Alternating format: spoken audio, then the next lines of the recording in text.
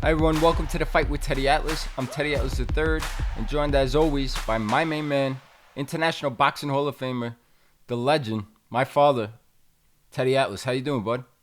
I'm good. Yesterday the football playoffs started in the NFL. We got the college football going on, playoffs, which of course a few years ago never existed.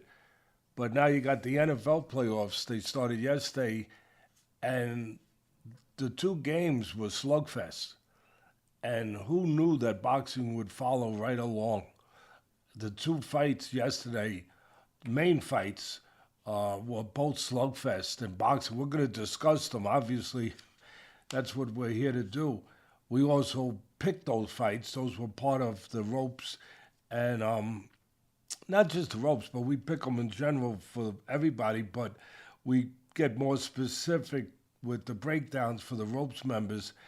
And those were two of the fights. And again, one was early in Germany, came on about 4:30, 5 o'clock. The other one was at night from Barclays in Brooklyn.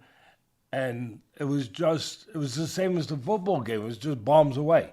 It was just one guy's on the brink of defeat, and then all of a sudden, the other guy's on the brink of defeat. It was incredible rock'em sock'em action, and you take it from there, bud. I'm glad to see you. I'm glad you're ready for the fire. You're always ready for the fire. That looks nice on you, that hoodie. You're always ready for the fire. Our man here who does the taping, the recording, the great camera work, and also editing, along with Bennett, Richie. He's got his gear on too. Matter of fact, he looks similar to you. He's got the same hat, and he's got the same. His says the fire is coming. Are you ready for the fire? Is that the one you have on? Mine is we are firemen, we live in the heat. But yeah, great gear as always from Boxero. You guys can take a look. We've refilled plenty more sizes in. And yeah, but it was a great weekend of football action, like you said. Unbelievable finishes in both games, the Rams and the Panthers. Obviously, the Packers and the Bears. We were live streaming the Matias Smith, the war you just touched on. Didn't get to see that. I'm hoping to see more of that later on today. Just sounded incredible. Tough finish for the Packers, obviously, and their kicker. Yeah, very tough. It's heartbreaking when you see some of that. But that's sports and that's life. Sometimes it goes your way, sometimes it doesn't. But you're always ready to go again. Absolutely. But we're ready to go again with the fights. Let's get right into it. We're talking about the chaos of those football games and the Matias Dalton Smith fight, which we'll get into later. But let's start off in Germany. And before we get into the main event for Agit Kabayel, let's start off with the real chaos that took place with a heavyweight co-main event bout. And that was between Granit Shala and Peter Milas. The referee from Germany, if you couldn't tell by watching it, protecting the hometown fighter, Shala, and it could have got very dangerous or turned tragic. He took a beating. He couldn't continue. He shouldn't have continued. Balas was pointed at him like, come on, this is over with. Hits him again, drops him. He gets up. The referee continues the count. The corner's thrown in the towel. Nothing mattered. The only thing that mattered to this ref was to try to allow the hometown fighter to continue in any way he could. In the end, thankfully, Shala could not continue, and the fight was finally stopped. Just want to get your take on that. You put up a tweet, and a powerful tweet, about licenses and about having the responsibility or a privilege. I just want to hear more of your thoughts after watching that. Yeah, listen, a license. I don't care what the license is to do. If it's anything of consequence in life, it is a privilege. It's not a right. You earn it. That referee did not earn the right to be a licensed referee. He didn't learn. He lost the right. He lost the right to be that. If you do things that are dangerous on the road, they take your driver's license away. If you do things that are dangerous like that could have got that kid killed in the ring, should take his boxing judge's license away. And that's the problem. And that's why I've been screaming from the mountaintops for so long. about a national commission. Who's going to do it? Where's the hierarchy? Where is the policing? Where is the tower that overlooks this? If it was in football and something like that happened, the commissioner would immediately get rid of that judge that was responsible for irresponsible behavior that could hurt the game and hurt the players. He'd be gone because he's the commissioner. Well, what do we have? What do we have? We have local, state commissions, and they're omnipotent. They on the whole, they have no power, no unilateral power, and too often they're friendly with somebody and nothing. Long story short, nothing gets done.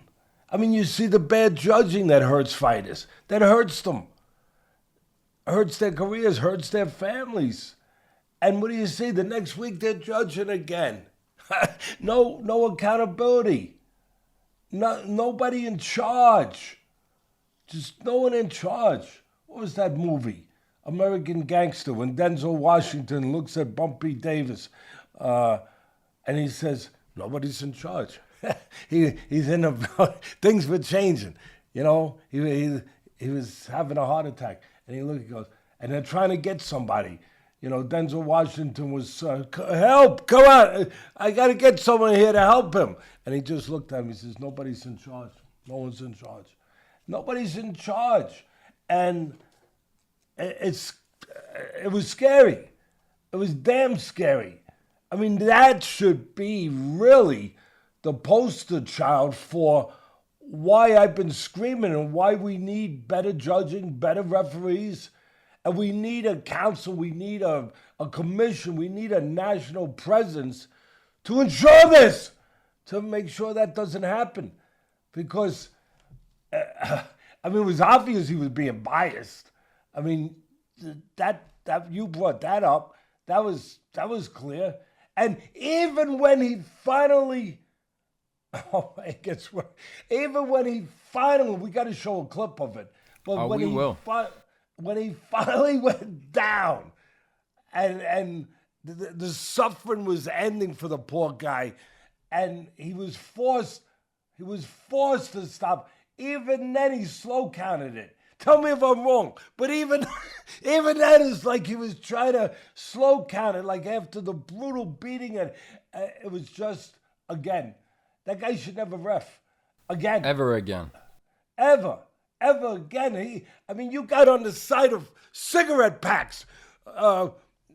Caution. The Attorney General says this could be dangerous to your health. We should put that above his picture. Put that right there. The Attorney General says the National Commission, we don't have a National Commission, says that this man can be dangerous to a fighter's health. And in so doing, dangerous to the existence of the sport of boxing. Because with guys like that, you can see why people come along and say, abolish it. It's too brutal. You can't, you're going to get a guy killed. Well, to that point, that flashes me back and reminded me, that's the worst I've seen since you had an outburst, and rightfully so, during the Olympics, with the fiasco of a fighter from Azerbaijan, Aiba Driven. I think he was dropped 8 times in the fight. The ref just kept picking him up, kept pushing him, prodding him along. That's what this felt like. It flashed back to that a little bit. Yeah, I think it was against the Japanese fighter, but you got a good memory. And he was dropped like 7, 8 times. It was absurd. Me and Bob Papa, the great Bob Papa, who's really one of the best boxing commentators out there, him and Larry Michaels.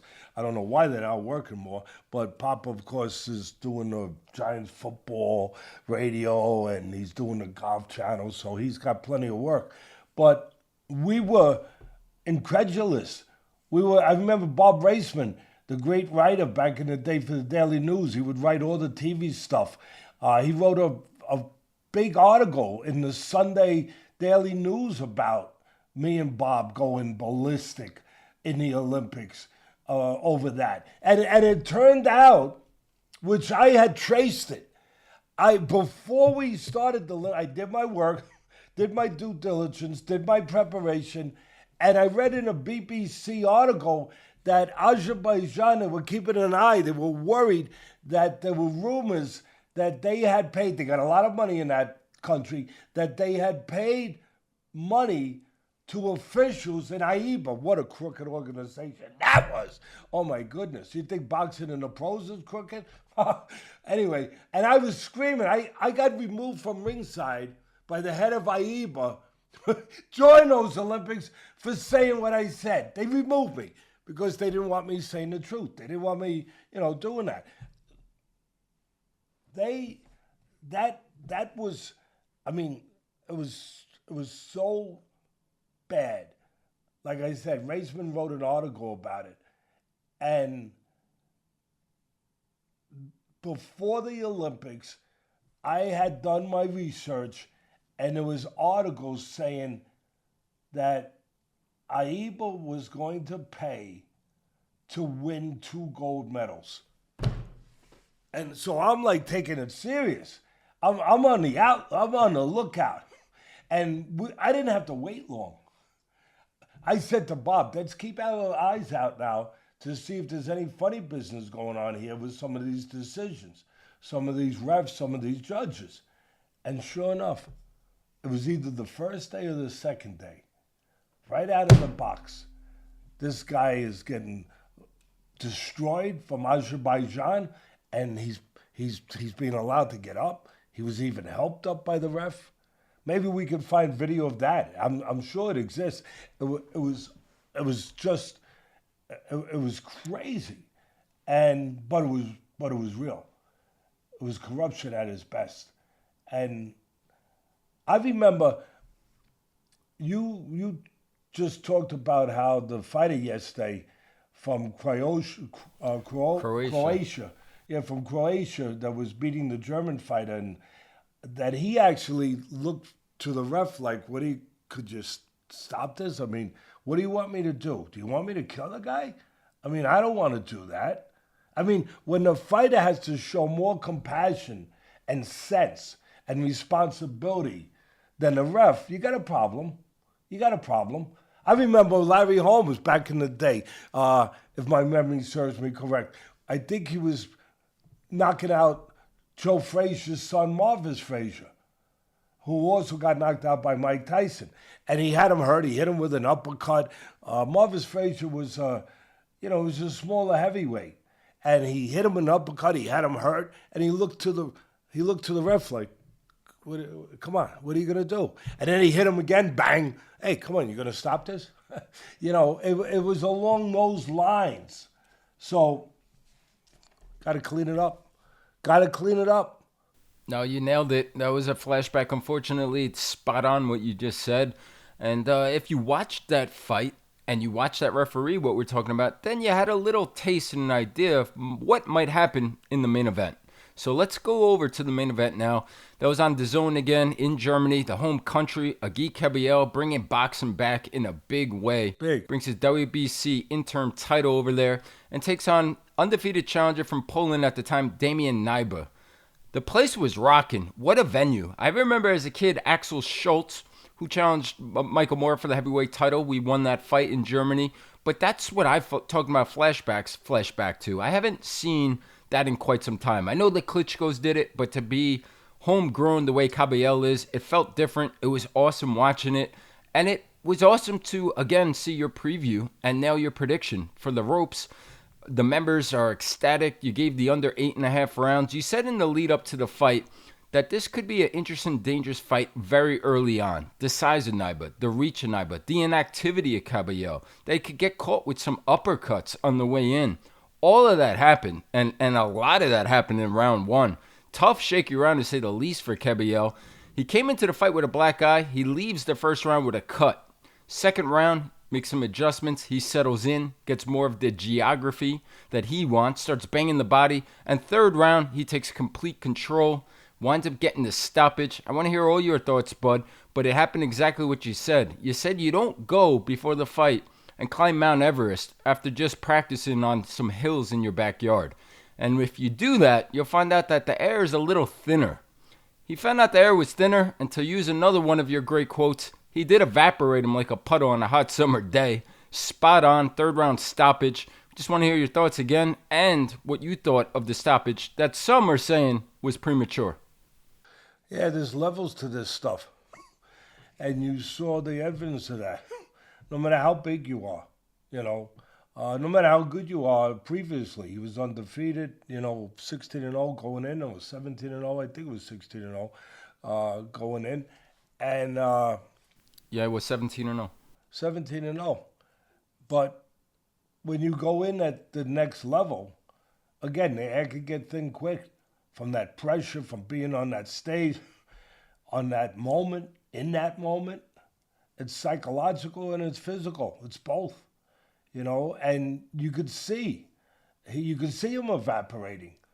You could see, that he was not able to handle the pressure that kept mounting and mounting and mounting. And he was very game. I mean, very game. And it was a little premature, the stoppage. I note, even though I picked Kabayel, he was going to stop him anyway. The referee in that way probably saved him because he was probably being biased a little bit towards the German fighter again. Probably was.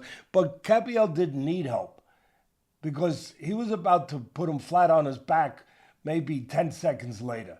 Or the way he was, hitting him with those accurate right hands, body and then the head. So it was a moot point. He was going to knock him out. But yeah, the referee probably did jump in there a little bit early. But I don't make excuses for people.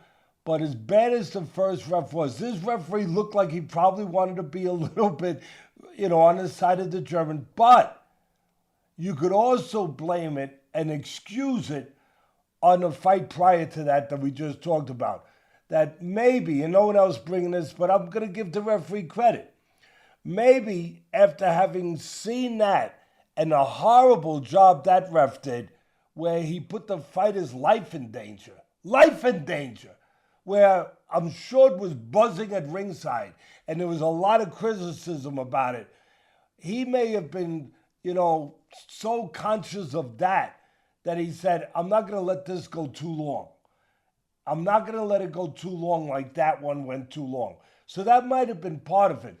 But the most important part, getting back to the fight, I remember 2 years ago, I felt like a little bit, and I know I didn't discover him, but I felt like I discovered Kabayel a little bit. I had seen him on some smaller fights, and I said, this guy got something. He's strong, he's big-boned, he's thick, he's very strong. He's a good body puncher, he's very tough, he's got a great chin, and he knows what he's doing. He knows how to get to guys. He knows how to slip in there, he knows how to get to guys, and this guy could be a problem. And then he goes and fights that monster, I forget his name, he was undefeated. Makhmudov. Yeah, he fights him, and I picked him to knock him out, actually, and he did. And he wins the fight, and then he's fighting in Saudi Arabia, where we were, against undefeated Frank Sanchez. And undefeated, and Sanchez was a pretty good favorite. And I remember saying to you, he's gonna win this fight. Kabayel's gonna win this fight. And I wouldn't be surprised if he knocks out Sanchez with the pressure, with the body. Anyway, that's what he did. And then he went on. He beat the Chinese fighter, Zhai Li. He went on, and now he's where he is. And he is a force. He's a monster. He really is. But having said all that, I picked him, and I broke it down like we do, gave the report that the year off could bother him a little bit. It could take him a little time to get the engine going. And that this undefeated fighter could catch him with uppercuts. He throws a good uppercut. He could catch him coming in being shorter because Knyba was like 6'7". So he'd have a good shot to catch him coming in and split his guard with the uppercut. Sure enough, he did. I didn't know. Full transparency. I didn't know he was going to get hit that much. Kabayel, hey, what a chin. Oh, my goodness. But he got hit with everything but the kitchen sink. I mean, matter of fact, the kitchen sink hit him too.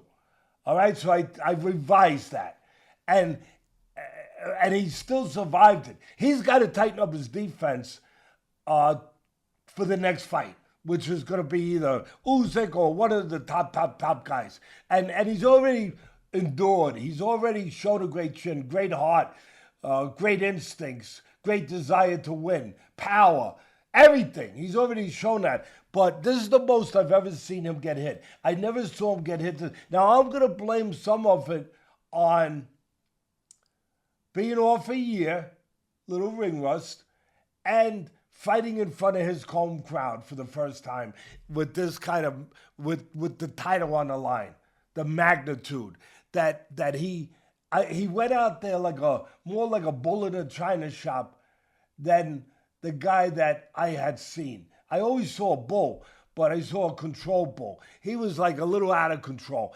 And I believe that it was because the moment, having to win that title in front of all those fans, waiting all these years to get to that moment, that it took him a little out of control. He was a little over anxious, maybe a lot over anxious at the end of the day. And I think that was part of why he was running into and running through a lot of shots. He will have to improve. I think he will have to, but I also think he will improve because I've seen him better than that moving forward. But you got to love the intestinal fortitude, the toughness. This was a perfect example at the end of the day of a guy that wasn't leaving the arena without that belt. Tell me I'm not right about that. That was, I mean, he got hit, he walked in, but he was not leaving there. You'd have to kill him. We hear that a lot of times. Oh, you got to kill me. You would have had to kill him to keep him from getting what his destiny was. In his mind, this is my destiny. This is my moment. I am getting that belt, and I'm taking it home. Yeah, no question. You said that in the write-up, too, for the Ropes members. You said that he's come too hard and worked too hard to get to this point, to allow it to slip now. It wasn't going to happen. And with the crowd behind them in the ways they were, it just felt like, for sure, it was going to happen sooner than later, as it did. I will say this, but just touching on the ref, you made a good point. Maybe that first fight, the fight before that, maybe that influenced him a little bit to be a little premature. But I just thought, hey, once Knyba gets hit, as soon as he rattles and wobbles his legs, he's going to step in and stop the fight. I didn't think and agree with you. It was going to happen either way, the KO by Kabayel, but it was a little premature. Where the referee also missed in this fight was he was allowing the hometown fighter Kabayel to hold the back of the head and cuff while shooting 100%. The uppercut. And I thought that was a big advantage at least once in the first or second round. Now you could make an excuse. You can make an excuse and say the ref was in poor position. I remember the one where he was in the wrong position. First of all, if you're a top ref, it's important you're not in the wrong position. But it happens. It happens. God forbid it happen. I mean, remember it happened with Kenny, with Kid Perrette, with Perrette for the middleweight title against Emil Griffith. In the Madison Square Garden, where it was a tragedy, where, Kid Perrette was in the corner, and Griffith was hitting him uppercuts, and he had his hand behind his neck, and I think it was Ruby Goldstein, who was a great fighter, a real good fighter, and a great ref. He was in a wrong position. He couldn't see it, and he couldn't see that he was hitting him, holding him in the back, and when you do that, the head can't give. So you're taking the blunt force of the punch where there's no give at all. And, of course, it turned out that it was a tragedy. Perrette collapsed in the ring and never recovered. But I always said, and Cusamato always said, that it wasn't that fight that killed him. It was a fight 4 months earlier with Gene Fulmer, a middleweight champion, real strong from Utah, very big, strong, much bigger than Perrette, and he took a beating in that fight, a brutal beating. And then he came back, I think it was 4 months later, and fought this fight. There was damage from that fight. Well, we always felt that way. But anyway, at the end of the day, we did. It wouldn't have been so hard for us to give our people the pick of Kabayel to win. I felt pretty good about that. But where it comes in, where I feel good about, is that I looked for the props where you don't have to lay exorbitant money. So I found the under. And I really felt, I think the under was 8.5. And I really felt like there's no way, there is no way under the sun that this guy is surviving 8.5 rounds. And the fight turned out to be that way. And again, it was like Rock'em Sock'em Robots. Yeah, no, absolutely. And with that referee, there was no way, besides with Kabayel, that it was going past 8.5 rounds. Well, I mean, I do want to say, too, when you gave that out, it was pretty much even money. It closed at the under 8.5 rounds at minus 150.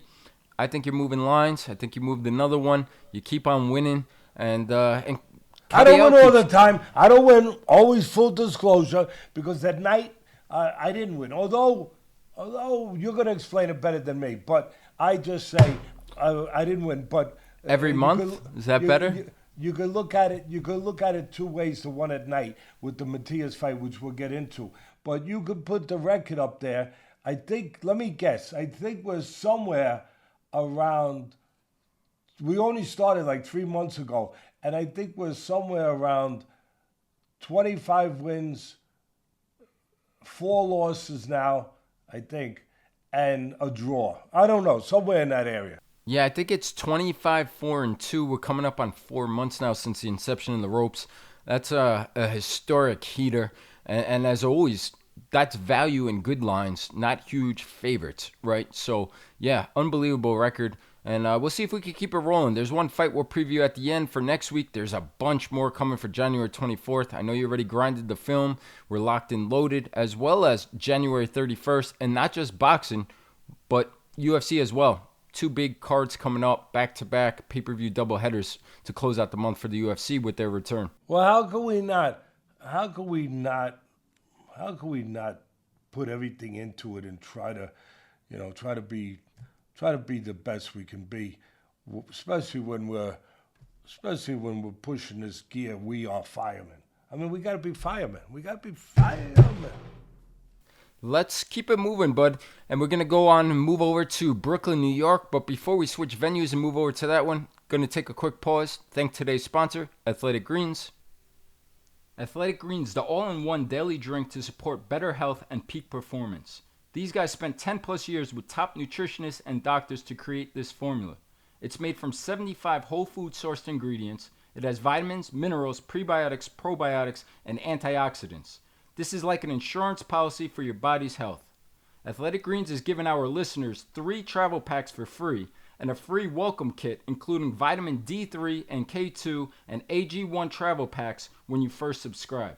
So whether you're looking to boost your energy levels, support your immune system, or address gut health, Athletic Greens is the way to go. Simply visit athleticgreens.com/atlas. Again, that's athleticgreens.com/atlas. That's all you need. This and some aqua. H2O. Matias and Smith are both going to need that today to help recover. We're going to get into that one at the Barclay, right across the bridge from you in Brooklyn, New York. Subriel Matías was dethroned for his title that he just won back versus Alberto Puello, and he was dethroned by the UK traveler, Dalton Smith. What a fight while it lasted. We did get this one wrong. We said this one would go the distance. With that being said, we did live stream it for members only at the ropes, and watching it live, you like Smith, gave him out at plus money, plus 120 he was to be exact after round 1, and you noticed, as a few of us did watching this fight's not going to go the distance, let's reverse course here, and that was still plus money at the time, but the pick heading in was the fight goes the distance, and again it didn't. Dalton Smith won by 6-round TKO. The first round, but I just want to say this. Dalton Smith boxed as you laid out and like I expected to see. trying to keep Matias, the always aggressive and pressured fighter, off balance and try to get in a rhythm and boxing and using his legs, some great angles, stepping to the side. But then things changed, and that went out the window. And in the second round, he got sucked into a firefight, and it became an all-out war. Rock'em sock'em, non-stop, back and forth. And I said to myself, I don't think he could win this kind of fight. He's not fighting the fight he should be. He's not being disciplined to, I'm sure, which was the game plan, to stay on the outside. And boy, I was wrong. He really surprised me. He beat Matias at his own game, broke him down, finished him. And some will say maybe a little premature stoppage in this one. The legs were gone for Matias. I just want to hear your recap, hear your take on this one. Well, the final punch, he maybe we'll put the video up, but he hit him, he reloaded the right hand. You don't see a lot of fighters do what Smith did. You know, they hit him the right hand, they follow with the left hook, maybe another right hand. But he hit him with 3 straight right hands. He kept reloading it to his credit. He knew that punch was there. Why go to anything else? If it ain't broke, don't fix it. Stay in that. And he did. And it was brilliant. He hit him with 2 right hands. The second one drops him. And there was straight right hands on the chin. The final one, Matias, incredibly, with the heart he has, he's got the heart of, forget about it, of 50 bulls. The third one, the final one, was behind the ear. That's what really, if he hit him on the chin again, he might have got up again. Or he did get up anyway. But I mean, he might have been less wobbly, because when you get hit behind the ear, it throws your equilibrium off. So that was the final one that finished the night as far as the ref was concerned. And I would ask you, I know I didn't ask you, but we do live stuff here, buddy. I know I didn't ask you before this, but if you can find my report during this, if it's available, and just read the last paragraph of the report on Matias. It was the Matias Smith fight, but the last part of that report where I break it down and I make my pick. I do the whole analysis of, strengths and weaknesses, what to look for, how it could go, why it could go that way, and then at the end, I make my play. And if you have it, just read that, and when I'm wrong, I say I'm wrong too, and I was. I got it over. Do you have it in front of you, bud? Yeah, I do have it, and I'll read it here. And you were, to that point, spot on in calling this fight, not calling the correct winner. Here's the report. Here's what members only at the ropes received over on a week in advance before this fight. By the way, when you gave it, we'll go the distance at minus 115. It closed at minus 155, so it did move in our favor that way. It said, let's make a calculated guess that Matias is slightly off and that Smith can land enough power shots, particularly the uppercut, to slow down Matias. You said, then cuts aside, I will say that Smith is physically and mentally up to going the route, period. Then I will take the risk of a play on the underdog and traveler Smith to possibly pull off an upset. You then said in the end, the better play and your pick was the fight would go the distance. But that's exactly what happened. The Puello fight took a lot out of Matias. The punch resistance wasn't the same. The bravado that's worked of walking through guys didn't work anymore. Kind of reminded me of Ricardo Mayorga towards the end of his career with the lack of his punch resistance. But we've said it on the show before, bud, and we've compared it to my sport and football. Certain positions, certain styles, they don't last. There is a shelf life. Whether it's that downhill thumping strong safety, whether it's maybe even a running back, the shelf life is different. That style of Matias, I'm not saying this is the end, but how much longer, if any, can it continue the way he's been going? Yeah, it's like burning a candle. You don't get the candle back. The candle burns, it drops. It doesn't replenish. And that's a good analogy for me. I mean, he's a burning candle all the time. You love him, what he gives to fans, what he gives to sport. He gives everything. But there's a price to pay for that. And part of my evaluation and breakdown, as you said, and it was before that, there was a couple pages of it, but the reason why I thought Smith could win, one of the reasons why, I felt that the fight before, the fight that he fought with Palou, how do I pronounce his name? Puello. Yeah, Alberto Puello. Yeah, Puello. Alberto Puello. He took the title back. He had lost the title. He took the title from Puello. And in that fight, I was there ringside. It was in Queens. Wow. It was a war. He was tremendous. Puello was tremendous. He's a real good fighter, Puello. And he got hit so many punches. I mean, at the end of that fight, I was sitting with Bernard Hopkins, and I remember saying to Bernard, this guy better take a long rest. I know he won his title. I know, he wants to get back. He wants to make money. I understand. But they better give him a long rest. And the thing I always say, Bud, and it was shown again, that when a fighter goes in a ring, he doesn't leave the ring with the same amount of himself as he entered. He leaves the ring with less of himself, especially if it's a tough, rough fight. He left the ring with less of himself that night. And you saw him with less of himself. Now look, please, the UK fans, the greatest fans in the world, the greatest history in the world, I love yous. Please, and congratulations to you. The crumpet's on me. The Guinness is on me the next time I'm over there, okay? Congratulations. I'm taking nothing away from your guy. But your guy earned it. He earned it. But that's what I was looking at when I was part of reason why I was saying you could make a play on the underdog. Because I felt that you can't keep taking that kind of punishment. That, like you said, there's a shelf life. You can only go so. And it's not just the physical punishment. Emotionally, mentally, to stay in that gear, to always have to be in that gear, always pressing. Never being cute. Never saying, okay, let me take a few rounds off. Let me be cute here. Let me counterpunch a little. Let me walk around the park a little bit. No, always having to have in your mind that you have the responsibility of going forward. That's a lot of pressure. I got to go forward into the fire every time. That wears you out. It wears you out physically, and it wears you out emotionally and mentally. So I went in there, my evaluation was this. That it starts with, can he handle the moment? Can Smith, never been on this level, can he handle, is he mentally tough enough?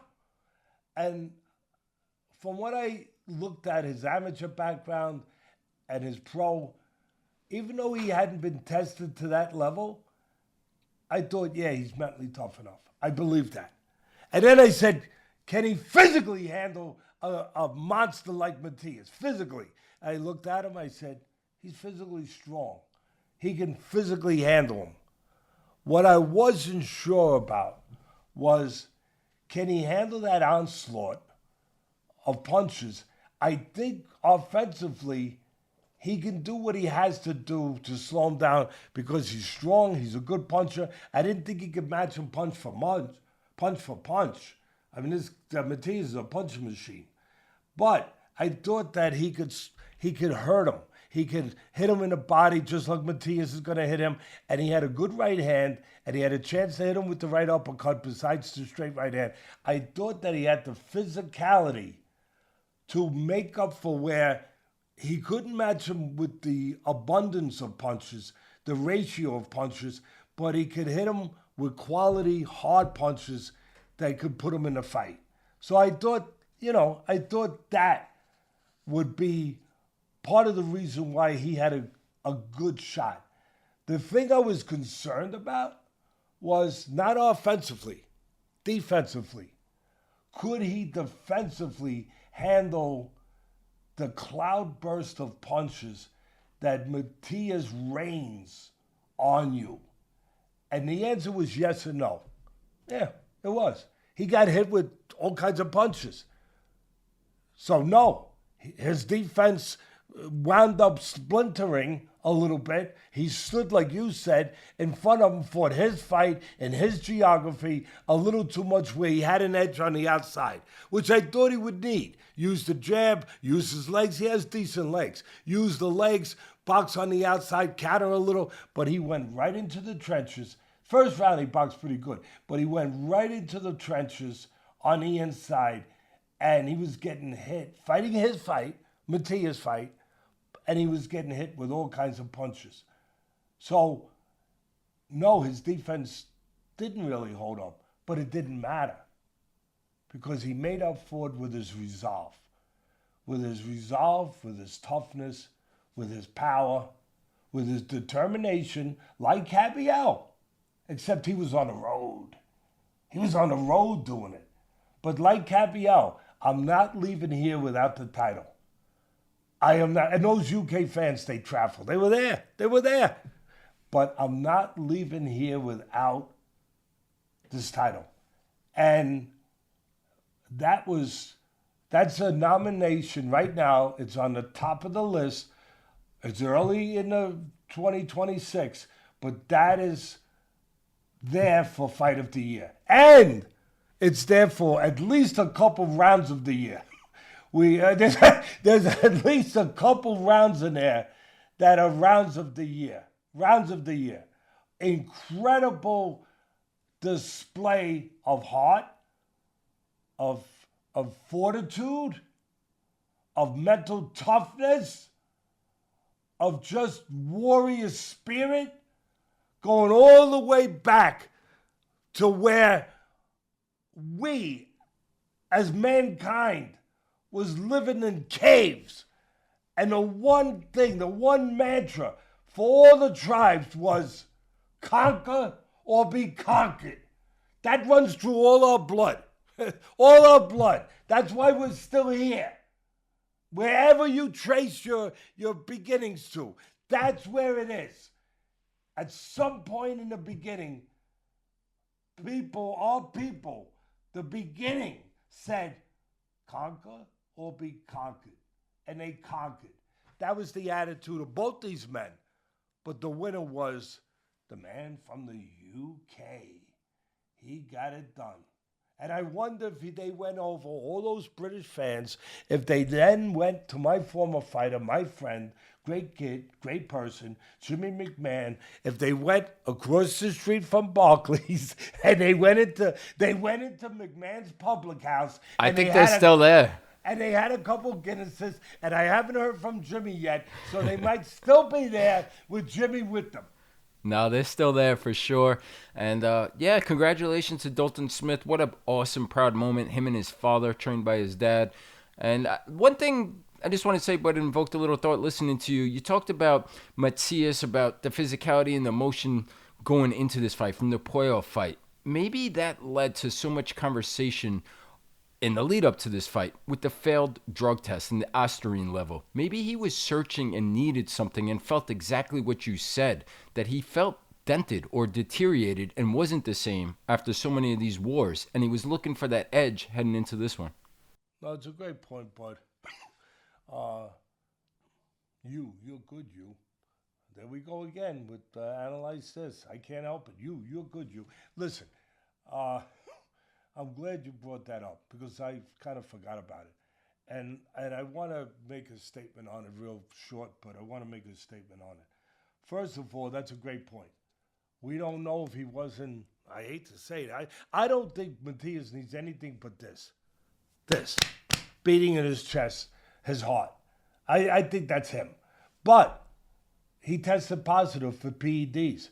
And you wonder, was he without it this time? People are going to ask the question, so we might as well deal with it. Was he trying to overpush? Because even him, the way he fought last night, even for him who walks in and keeps going, it was a little out of control. It was like almost like he got hit. Like in the past, when he got hit, he took a little walk. He took a little step out, and then he would reset himself and he'd get going again. He'd do it behind the jab. He'd move his head. This night, it was none of that. Like he get hit a big shot. It's like he couldn't wait to get hit another one. It's like, give me more. Come on. Give me that. Come on. Like to your point, almost like he had to not prove something, but almost like he had to just be that way, maybe because he didn't feel as complete as he usually feels and secured in certain areas. So he had to make up for it a little extra bluster and a little extra, I won't even call it aggressiveness, a little extra craziness, almost kamikaze. Like even when he was hurt, and I know that's bravado and I know that's instincts, I know. But even when he was hurt at the end, he went like this. Like, come on. I want more. Feed me. Come on. What are you going to do? Again, a crazy, I shouldn't even use this one, but, just a crazy one from Scarface. When at the end, Tony Montana's getting shot all those shots. You can't kill me! You can't kill me! And he's getting hit all the shots. I mean, it was along those lines, and you don't know where it is. But it's somewhere in those areas that I just touched on and that you brought up. And the last thing I want to say about the PEDs, I take responsibility. When we were doing this last week, Bud, I wasn't aware that the report that was out there that he had failed that test. I just wasn't aware. So when I was breaking the fight down, I know a few people, and again, I don't see the comments unless you point them out to me or somebody point. So 99% I don't see them. But somebody said, Teddy, how could you say good things about this guy when he's a PED user? First of all, like I said, no excuse, but I didn't know. I guess it is an excuse. I didn't know that he had tested positive. But I still, with that, even though that was terribly disappointing to see that he failed that test, terribly, because he is one of my favorite fighters. But that don't change the fact that the way he conducts himself, I think I had said he's a gentleman, and somebody said, Teddy, a guy can't be a gentleman if he uses PEDs. I understand. Again, I didn't know that he had, but it doesn't change the fact that his behavior when he conducts himself, how he conducts himself outside the ring and inside the ring, besides the way he fights, has always been something that I thought was good. So anyway, that's the story with that one. And I'll say one last thing about Smith. Why did he not box more? I'm going to say this. It's so easy for people to say, all that matters is he won the title and he conquered. But it's so easy, Bud, for people to say they haven't been in the business, they haven't been in that ring. It's so easy for them to say, why is he not boxing? He's got the goods to box. The other guy is limited. The other guy can only win a fight on the inside. Why is he fighting his fight? And I would say this, when a guy brings that kind of intense pressure, unless you're very experienced, very disciplined, which comes with experience, by the way, it's very hard to stay out there and do what we think you should do, which is box, keep distance, keep separation, make him pay a price when he's coming in, turn him, keep him on. It's very hard to do that when a guy don't stop coming. You get to the point where you feel like, if I don't hurt him, if I don't make a stand, he's going to run me out of the freaking ring. And I think that was going on with Smith. And in the end, he did not let him run him out of the ring. No, and in the end, he's the first man to not only drop Matias, but to stop Subriel Matías and becomes the world champion thorough breakdown, great recap by you. And with that being said, the last thing I'll say is a lot of people were looking forward to Matias versus Pitbull Cruz. It's not going to happen now. But with that being said, that ends our recaps. And I want to talk about a rematch of a war. Maybe a Pitbull Cruz Matias type fight coming up. And that's going to be next week. And that's Raul Curiel versus Alexis Rocha. The first fight ended in a majority draw. They're going to run it back, Palm Springs, California, next week. Just want to get into it. All the members at the ropes going to have your full preview, your pick. But we're also going to preview it right now. So just want to hear your take on that one. I thought the first one ended in a draw. When I did my homework, and I watched the tape that you freaking make me watch, you're like you're a rough. I mean, you run a rough, tough ship here. You're on me. You're a tough boss. You said you got to break film down. You got to do it. You can't be watching football today. You got to watch this. So I looked at it as I look at all the tape on the fights to try to evaluate it properly. And I thought, to begin with, that Rocha won the fight. I thought that he landed the harder, cleaner punches. Curiel is a different style. They're two different styles. Rocha is more, buttoned up, covered up. He's a southpaw. He's a good counterpuncher. He goes to the body. He likes to fight on the inside, try to break you down. He can also set traps. He's a really solid fighter, Rocha.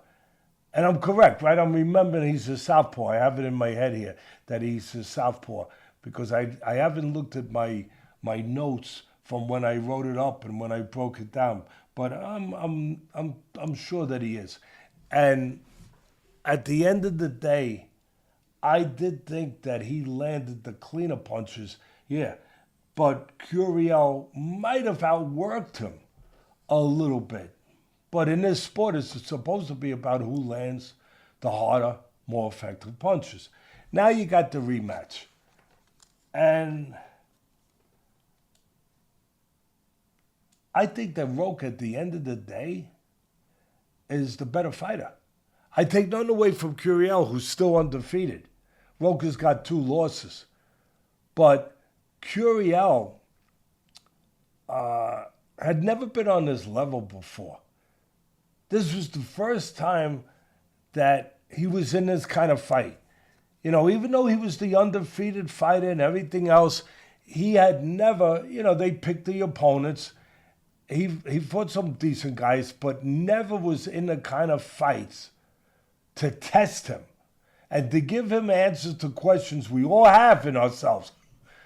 Can I depend on myself? Can I handle this next level? Can I handle it? And Rocha had the answers from those 2 losses and some of the other fights. Curiel, again, had never been tested in that kind of way. Now he has. Now he's got answers. Yeah, I can handle this level. He likes to fight more on the outside. He'll fight with you too. But he's a little longer. He's a little taller. He's got the option, maybe a little more dimensional, where he can fight on the outside. He can use his legs a little bit. He can do that. And he can go in the trenches, although I think Rocha's better suited. But he can go in the trenches too. I think this fight, he will be improved. I think that it's a tough one to pick. I say it again, I think the more solid fighter is Rocha. But I think Curiel will be served by that first fight, maybe more than Rocha. Rocha has already been served, being in tough fights. Curiel will be served by this, and I think he will improve. I think he will get better. He will have learned from this fight. It will be a tough fight again. It will be. And part of me wants to pick Rocha because I do think he's just the more solid guy in a way that I explained. But the other part tells me, no, I would probably favor Curiel maybe a little bit because of what I just said, that I think he's going to pick up something. And he's younger. He's a little younger. I think that youth does get served sometimes.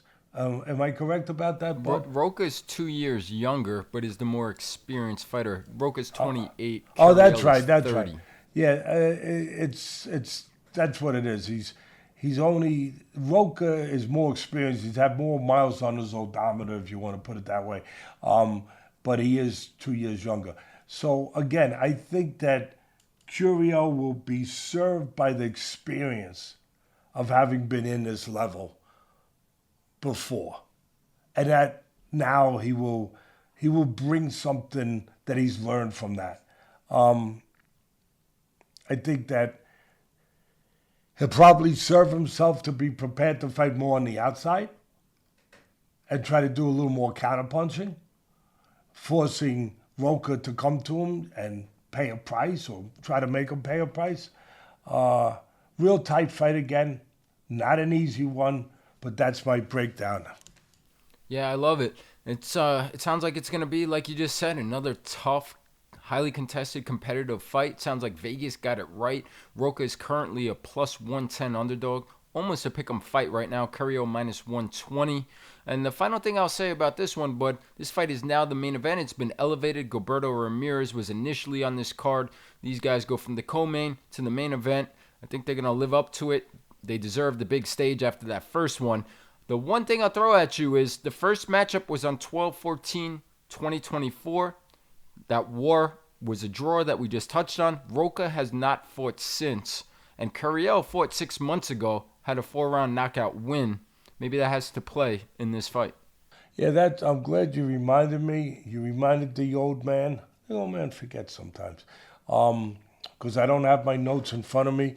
But yes, that was part of the reason why I leaned a little bit towards, because I got to look at all the intangibles.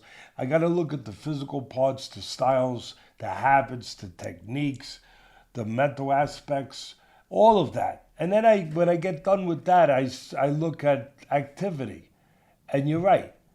I looked at that and I saw that Rocha had not fought since their first fight, which is fine. You know, he's more experienced. He figures he don't need it. But whatever. But he had not fought since the last fight, and Curiel took a fight. I believe he had like a second round knockout, whatever it was. I believe that's what it was. So he took a fight, maybe it was second, third round knockout, whatever. But he took a fight to get another fight, all for that one, to see what he learned, to stay active, to stay sharp. And I weighed that into my evaluation, where maybe that in a fight so close, where you can't separate, that maybe that just leans a little towards Curiel.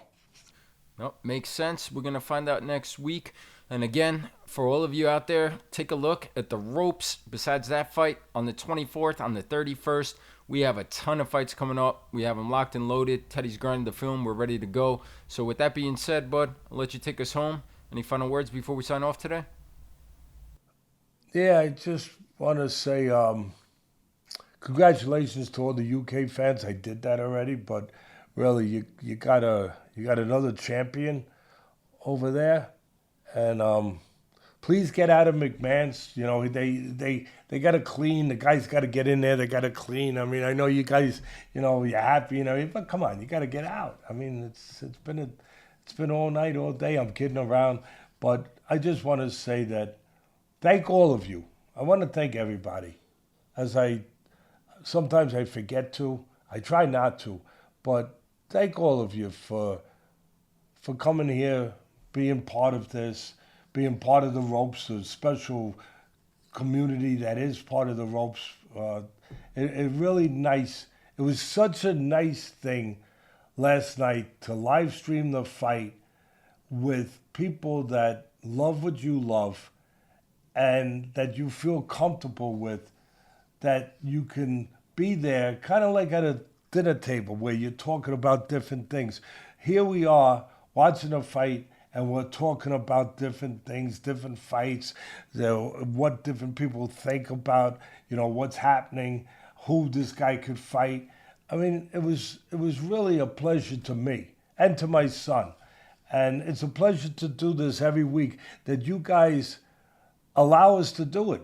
Because if you guys didn't come to watch, we wouldn't do it no more. Wouldn't make any sense. So stay safe. God bless. See you guys. See you later. Thank you guys as always for being with us. Please like, comment, subscribe. We'll see you guys again next week.